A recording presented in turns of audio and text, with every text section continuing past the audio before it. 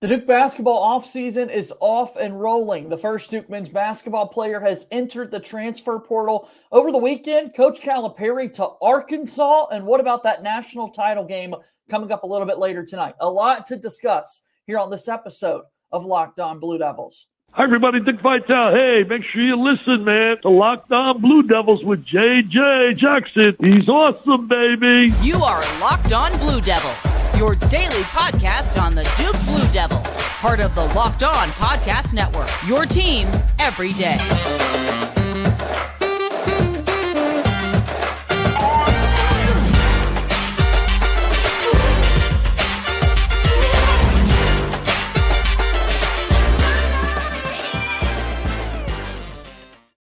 Hello, everybody, and welcome into another episode of the Locked On Blue Devils podcast. My name is JJ Jackson. It's so great to have you here with us on Monday, April 8th, 2024. Locked On Blue Devils is your one-stop shop for everything going on in the life of Duke athletics. We talk a whole lot about the Duke men's basketball team. We also discuss other things going on there in Durham. Do want to give a shout-out to the Duke softball team after a big weekend, knocking off the North Carolina Tar Heels.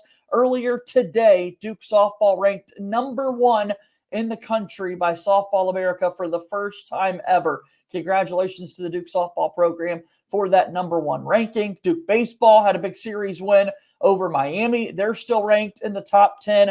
We saw a top 5 showdown for the Duke men's lacrosse team over the weekend. The spring sports are off and running. But, of course, we're going to talk a little bit more about Duke men's basketball today. If you have not done so already, please be sure to follow and subscribe to Locked On Blue Devils for free wherever it is that you get your podcasts. Also, make sure you leave us a 5-star rating and written review. Watch the show each and every day on YouTube. Hit that like button on this video. Share it with your friends. And subscribe. Subscribe to our channel. Your support means so much to us here at Locked On Blue Devils. Kevin Connelly is the site expert from Ball Durham, one of our good friends, and he's going to join us here on the show today to discuss the latest with the Duke men's basketball team. Kevin, how are you, man? I'm good, JJ. How are you? Very well. Thank you for asking. Here we are about a week after the fact when Duke season came to a close last Sunday in the Elite Eight. We saw Final Four Saturday come and go. And so we have officially seen more basketball in the March Madness tournament. That does not include our Duke Blue Devils. And I think now it's kind of definitely setting in. We're moving into off-season mode for the Duke men's basketball program. Yeah, it's everyone turned their attention now to what happens in the future. I know a lot of Duke fans were watching over the weekend of the Geico, or it's not the Geico Nationals anymore, the Chipotle Nationals. Cooper Flagg and Montverde Academy winning that over Darren Harris and Patton Ngangba of Paul VI. So got a little bit of a fix for next year's team while they're still in high school already. Yeah, had McDonald's All-American games last week as well and got to see Isaiah Evans in the bunch. So excited to see those young freshmen coming into the team this upcoming season. We saw the Final Four games take place over the weekend. UConn defeated Alabama and Purdue knocked off NC State. So a little bit later, we'll talk about that title game coming up tonight between UConn and Purdue. But I mentioned some basketball news that took place last week at the end of it in regards to a player moving on from the Duke basketball program, and that would be Mr. Christian Reeves, set to enter the transfer portal. I'd say this was probably one of the more expected players to head out, but worth noting, this is the first ever player coached by Jon Scheyer to exit the program before their graduation comes to take place. So, yeah, Kevin, Christian Reeves headed off to the transfer portal. Yeah, and as you mentioned, it is the first player to transfer under Jon Scheyer, and I think it was expected among just about everybody. And you look at the career of Christian Reeves, and the first thing that comes to your mind are injuries, right? He doesn't play a lot during his freshman year and then gets off-season ankle surgery, and then during the season this year has surgery on his other ankle. And when you're talking about a 7'1" guy getting surgery anywhere from the knees down, it's definitely not a good thing. It takes a while for players of that size, especially when you see them getting those foot and ankle surgeries, to try and get back to full strength. But you look at Christian Reeves, and it's kind of interesting. I mean, he's a part of the recruiting class, with Derek Lively and Kyle Filipowski, and he kind of was signed late He flies under the radar. The 2 times that you really see him on the court during countdown to craziness is scrimmage. He kind of plays really well, has good blocks. And like, oh man, maybe they have something. Kind of dominated, yeah. Yeah. And then you see, at least this offseason, after the ankle surgery, he's back out there in the summer on the court running the 3-on-3s and 4-on-4s and 5-on-5s. And I think the big question was, could he play legit minutes this year? Because obviously Duke doesn't go out and get a center in the transfer portal. They're going to leave it up to Kyle Filipowski. And you're like, okay, if Christian Reeves can provide them 8 to 12 minutes a game of quality backup center play, because, Ryan Young, for everything that he has a lot of limitations physically. If Christian Reeves could fill in that role, you think Duke would be in a really good spot as a rim protector and allows Kyle Filipowski to play power forward, which he's more comfortable at. But obviously, it just didn't come to fruition for him. He transfers. I guess the one good thing for him is that because he had ankle surgery in the middle of the season, and I think he only played 3 games, he was able to get a medical redshirt, so he'll still have 3 years of eligibility at his next destination. But it's going to be interesting to see where he lands, because comes out of a big-time high school program in Oak Hill Academy, 3-star recruit, and Duke kind of swooped in late to get him late in the recruiting cycle 2 years ago in John Shire's first class. So see what kind of schools will be after him, because he really didn't put anything on tape during his 2 years at Duke.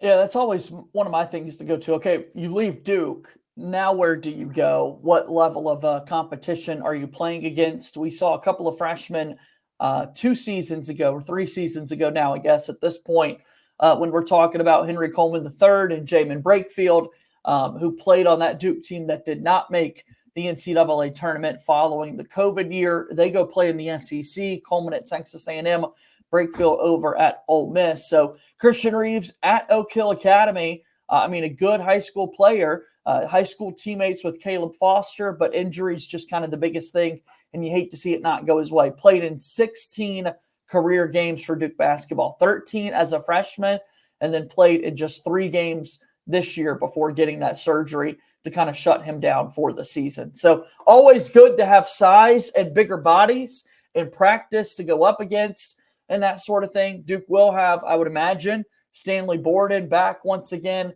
The 7-foot walk-on from Turkey is another kind of big body to have there in practice type settings. But I do think Christian Reeves played a bit of an important role for this basketball team, not necessarily in games and on the floor in that regard, but in practice, in the locker room, and you just always hate to see it come to an end for somebody. Yeah, and 2 more things on him. I think number one, he was ineligible. I shouldn't say ineligible. He was unavailable to play in more games than he was available to play in over the course of these 2 years. And you know what the old saying is, the best ability is availability, right? And he just wasn't available. And then number 2, there's not going to be a lot of playing time for him next year, especially with the incoming freshman, obviously Cooper Flagg, who can really play anything from the 3 to the 5. You have the international prospect, Kaman Maluk. I think that's how you pronounce his name. A potential top 3 pick in the NBA draft, 7'1" center who's probably going to play from day one. And then obviously Patton Ngongba, who had foot surgery earlier this season. And in fact, his first games of the season were this past week in Chipotle Nationals. And he just got better and better with more time on the court. And those are only his first 3 games of the season. So you imagine he'll continue to get healthy. And once he gets down to Duke in a couple of weeks here, he'll only accelerate. And so he could probably command some minutes coming off the bench next year as well. Obviously, you look at guys who could return, Sean Stewart. I think the assumption is Kyle Filipowski is going to leave, but feels like Duke is going to have a lot of players vying for time from the power forward to center positions next year. And Christian Reeves probably going to be the odd man out. And John Shire probably letting him know that it might be in his best interest if he wants more playing time to transfer. Christian Reeves headed off to the transfer portal. Pretty crazy things taking place there with the Duke basketball program. We'll see the fallout, and we'll see what other players follow suit in their draft declarations or decisions to come back for another year, decisions to enter the transfer portal. We've got a lot of things still kind of up in the air. Here's something else that's crazy that happened over the weekend. John Calipari headed to Arkansas. Wow, let's discuss that. That's a big, big change in the sport, and we'll have that conversation with our good friend Kevin Connelly when we come back in just a moment here on Locked On Blue Devils. Locked On Blue Devils here today is brought to you by our friends over at LinkedIn. That's right. These days, you know how important every hire is for your small business. You want to find quality professionals that are right for the role. That's why you have to check out LinkedIn Jobs. LinkedIn Jobs has the tools to help find the right professionals for your team faster and for free. LinkedIn isn't just another job board. LinkedIn has a vast network of more than 1 billion professionals, which makes it the place to hire. It gives you access to professionals you can't find anywhere else. LinkedIn does all of that while making the process easy and intuitive. Hiring is easy when you have that many quality candidates. So easy, in fact, that 86% of small businesses get a qualified candidate within 24 hours. LinkedIn knows that small businesses are wearing so many hats and might not have the time or resources to hire. LinkedIn is constantly finding ways to make that process easier. Post your job for free at linkedin.com/lockedoncollege. That's linkedin.com/lockedoncollege to post your job for free. Terms and conditions apply. LinkedIn Jobs, a proud sponsor of Locked On Blue Devils.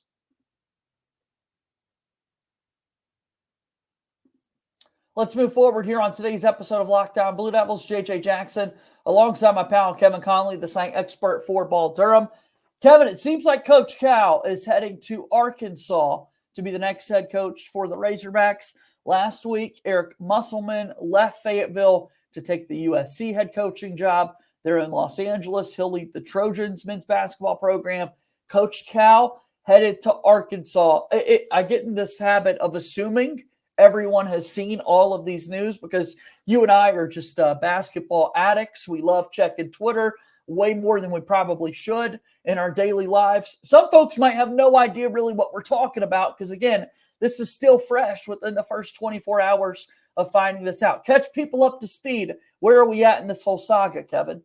Oh, this is crazy. So the latest that has come out is John Calipari has called a meeting at his house with the Kentucky players, and the expectation is that he is going to tell them he is leaving Kentucky for the Arkansas job. Really, it's all come together this weekend, and it's funny. The domino effect is SMU fires their head coach after just 2 years.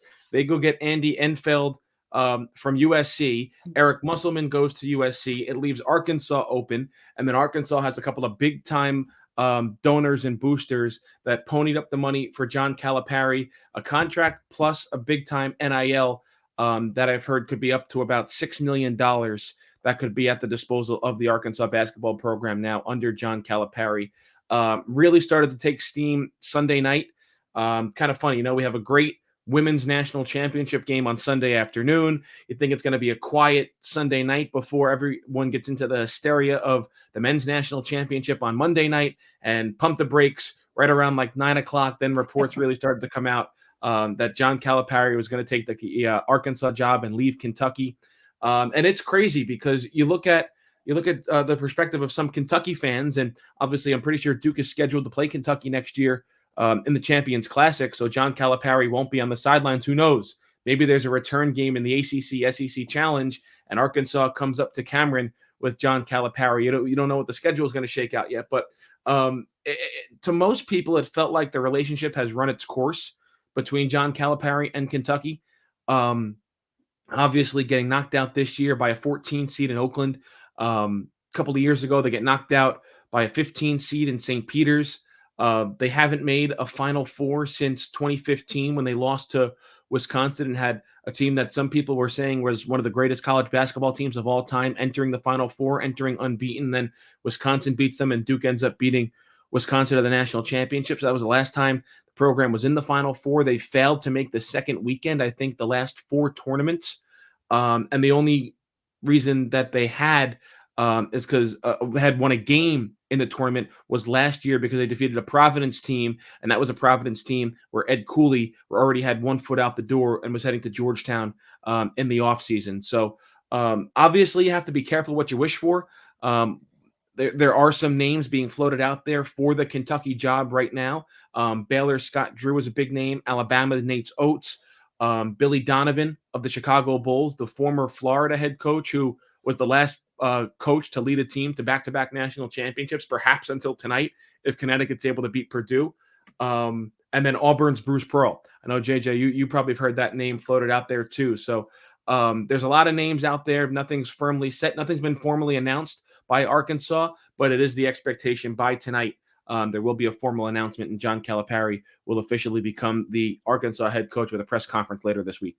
Just a crazy shift in what we were expecting this basketball offseason to kind of look like. Obviously, Coach Cal has been known as one of the top coaches in the sport. Yes, he has one national title to his name, but only 4 or 5 active head coaches in the sport have one of those things that everybody is trying to pursue. So 15 seasons at Kentucky. That is one of the longest tenured runs currently going in the sport. And now we'll see that change as he goes and takes a new job. I keep thinking as we see changes like this take place again, just 42 seasons that Coach K had at Duke. Again, this is nothing in terms of on the court record and performance and that sort of thing. Just strictly a conversation about the duration of holding on to a head coaching job at a men's college basketball program. Feels like that just is we're never going to see something like that again with what Coach K was able to do over 42 years. Boeheim had a long, long run at Syracuse. But Cal done after 15 years at Kentucky. Crazy, man. It's really crazy. And when you look about now the last 3 off seasons, North Carolina's job opened, Duke's job opened, and now Kentucky's job is opening. And then you even want to go back and talk about Villanova's job opening with Jay Wright retiring as well. You're really seeing a changing of the guard now in college basketball. Now, I think the one difference between Kentucky and those 3 others of Duke, North Carolina, and Villanova is that John Calipari is still going to coach. Like, he's not retiring. He's just going to a different school where you had Jay Wright, Mike Krzyzewski, and Roy Williams all hang it up and retire over the last couple of off seasons. But yeah, it's crazy. And Arkansas, it feels like they're going to get a motivated John Calipari. If you don't think he's going to want to stick it to Kentucky after this, now, again, he wasn't fired because I think that the buyout was some crazy amount of money because he had a lifetime contract at Kentucky.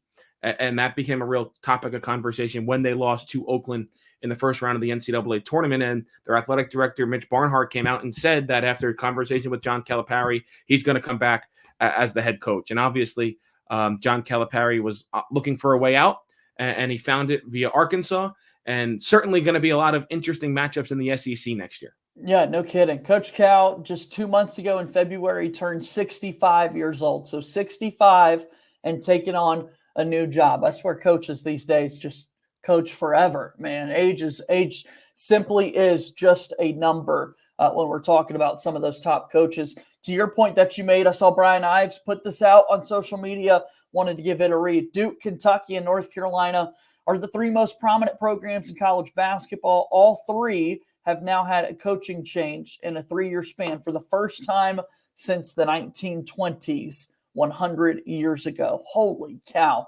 It's been a long time since we've seen this kind of change at these big, prominent basketball programs, man. 4 Final Fours for Coach Cal at Kentucky, 1 national title, 6 SEC tournament championships, 6 SEC regular season championships. He won 77% of his games at Kentucky. Just couldn't win enough in the tournament, man, to keep folks in Lexington happy. Yeah, that's what it comes down to. I mean, Kentucky is one of the bluest of the bloods in college basketball, and they don't care about really regular season success. They want national championships. They want tournament success. And over the past 5 years, really even 10 years, going all the way back to 2015, just about the last time they made the Final Four, haven't had that success. And Coach Cal is out. And just one more point that you made on that stat about Duke, Carolina, and Kentucky. It is different, though, when you look at the coaching searches. Like, Duke really didn't have a coaching search. It was Mike Krzyzewski announces his retirement at the end of the year on a Monday, and by Tuesday or Wednesday, John Shire was introduced as the coach in waiting.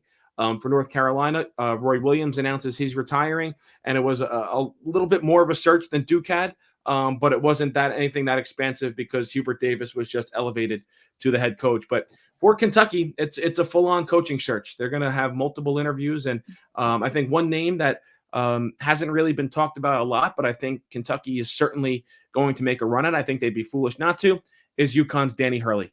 And obviously, if he can win back-to-back national championships tonight, I don't know why Kentucky wouldn't try and make a run at him.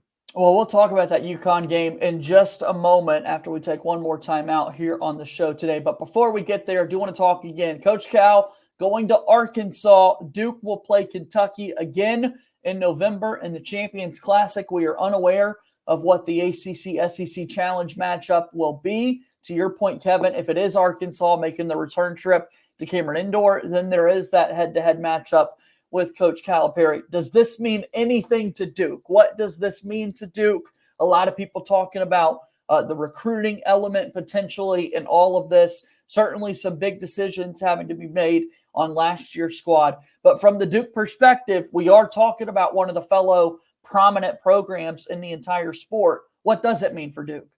I don't think it really means much. I don't see Duke making a run at anyone in Kentucky's recruiting class should they request to leave and the release from their national letter of intent. You look at the Kentucky roster, I feel like a lot of guys are just going to enter the NBA draft. So I don't see in terms of roster construction and player movement this really impacting Duke. I think going forward, you can certainly say Kentucky, no matter who they hire, they're still going to be after some of the top recruits in the country just because they are Kentucky. And you're going to see Arkansas with John Calipari. He's just going to try to make Arkansas what Kentucky used to be. He's going to go after these top players. I mentioned it's reported that he could have as high as $6 million available to him in NLI, which is just absolutely crazy. I think it would have to be one of the biggest numbers that a team has had in this new era of name, image, and likeness. So I think that's probably the two biggest ways it impacts Duke. Is you're just going to have another team that's going after some of these top high-end high school basketball recruits. Yeah, couldn't agree more. Really excited to see what happens. Excited to see later in the week Coach Cal introduced as the Arkansas head coach with the Razorback logo on his jacket. That's just going to be a different look when you're used to all the Kentucky blue and what Coach Cal has been wearing. So we will see all of that unfold in the days to come. But for now, we'll take one more time out and continue our conversation with our good friend Kevin Connelly, the site expert for Ball Durham, here in just a moment.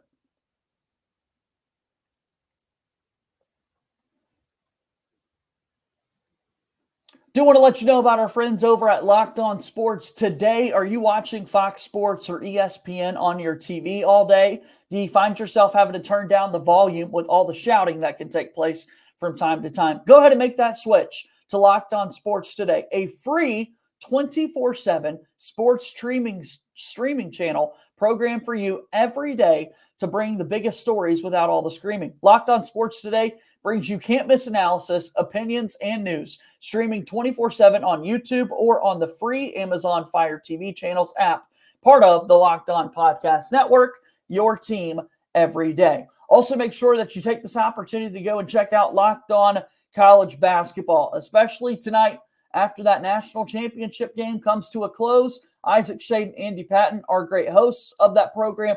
We'll break down the game, talk about what it means for the schools playing in UConn and Purdue. And it's that time, an early look at the 2024-2025 basketball season. It's Locked On at College Basketball.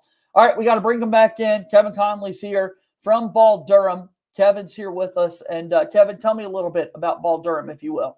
Well, we're in off-season mode as well. We're covering all the hot topics of the offseason. The hot stove is really going in college basketball. We talked about Christian Reeves entering the portal. Who else could enter the portal? NBA draft decision, returnees. Who is Duke looking at adding from the transfer portal? And obviously some of the high school showcases and all-star games that are wrapping up over the next couple of weeks. We'll be covering all that as well. So there's no basketball left to be played for Duke until November. It'll be a long 8 months, but certainly we'll stay on top of all the happenings around the college basketball hot stove until then.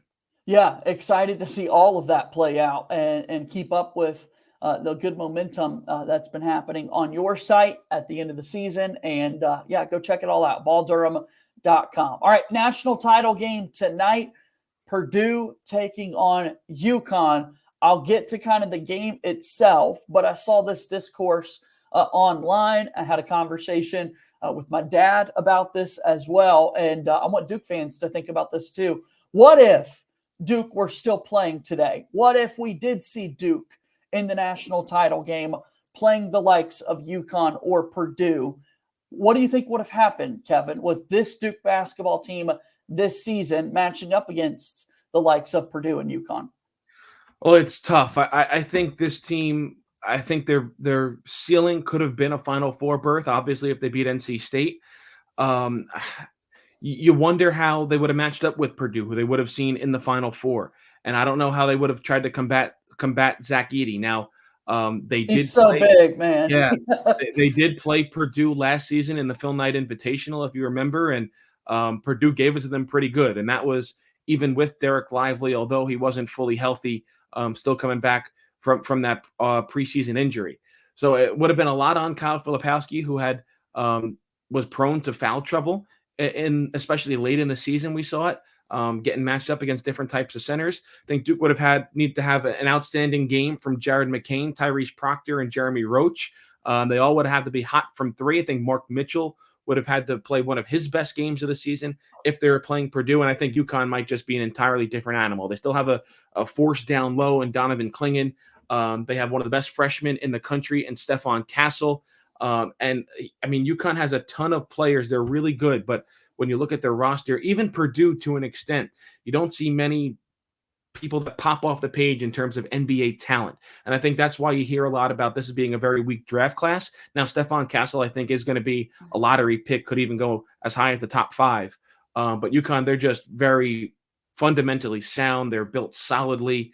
There's not really a lot of holes in their roster, despite maybe not having a lot of high-end NBA talent. Yeah, a fun what if. Duke would have played Purdue in the Final Four and then would have had an opportunity to play UConn potentially in the national title game. I think the size is very real.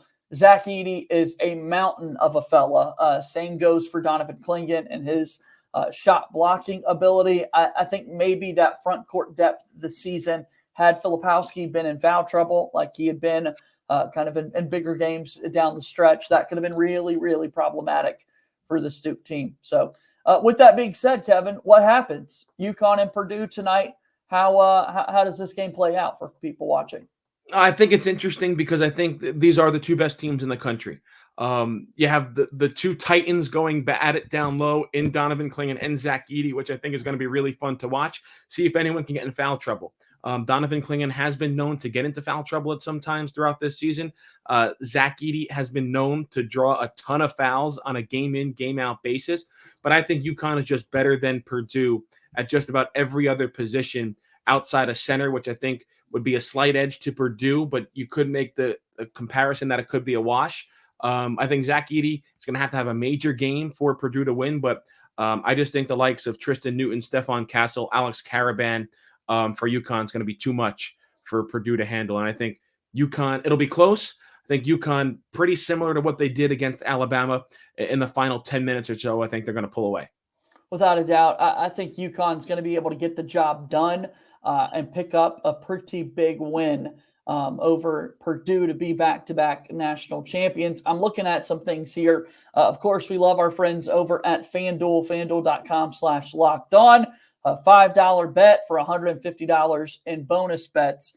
FanDuel has UConn favored by 6.5 right now, Kevin. And I'm not the biggest of betting experts myself, but I will say in a title game, that's a pretty sizable margin that they're laying out there for people. I mean, man, this UConn team is really, really good.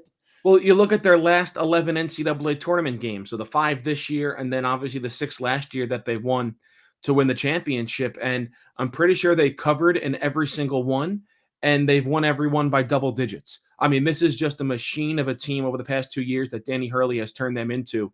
And I would expect it for them to go 12 for 12 in covering an NCAA tournament games and winning by double digits.